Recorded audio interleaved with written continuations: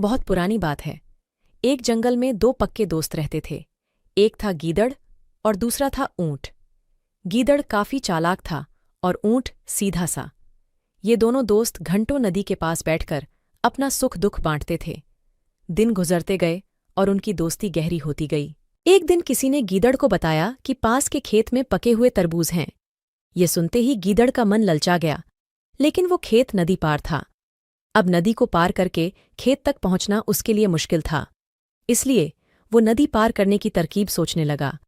सोचते सोचते वो ऊंट के पास चला गया।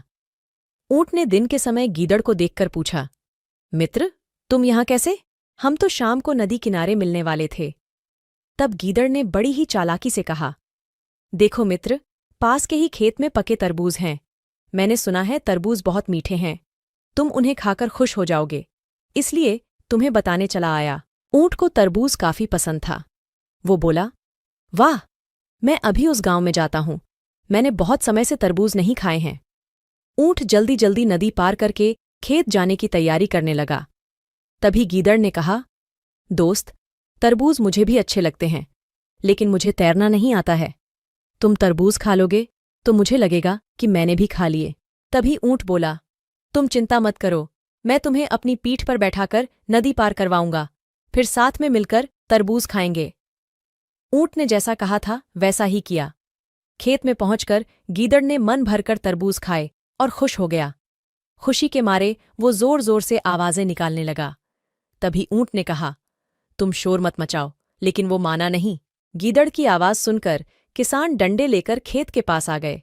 गीदड़ चालाक था, इसलिए जल्दी से पेड़ों के पीछे छुप गया। ऊंट का शरीर बड़ा था, इसलिए वो छुप नहीं पाया। किसानों ने गुस्से के मारे उसे बहुत मारा। किसी तरह अपनी जान बचाते हुए ऊंट खेत के बाहर निकला। तभी पेड़ के पीछे छुपा गीदड़ बाहर आ गया। गीदड़ को देखकर ऊंट ने गुस्से में पूछा, तुम क्यों इस तरह चिल्ला रहे थे? गीदड़ ने कहा कि मुझे खाने के बाद चिल्लाने की आदत है, तभी मेरा खाना पचता है।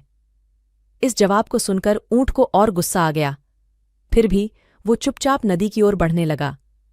नदी के पास पहुंचकर उसने अपनी पीठ पर गीदड़ को बैठा लिया।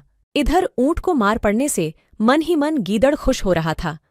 उधर नदी के बीच में पहुंचकर ऊंट ने नदी में डुबकी लगानी शुरू कर दी। गीदड़ डर गया और बोलने लगा, ये क्या कर रहे हो? गुस्से में ऊंट ने कहा, मुझे कुछ खाने के बाद उसे हजम करने के लिए नदी में डुबकी मारनी पड़ती है। गीदड़ को समझ आ गया कि ऊंट उसके किए का बदला ले रहा है। बहुत मुश्किल से गीदड़ पानी से अपनी जान बचाकर नदी किनारे पहुंचा।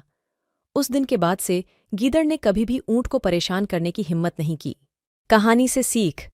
ऊंट और गीदड़ की कहानी से यह सीख मिलती है कि चालाकी नहीं करनी चाहिए। अपनी करनी खुद पर भारी पड़ जाती है। जो जैसा करता है उसे वैसा ही भरना होता है।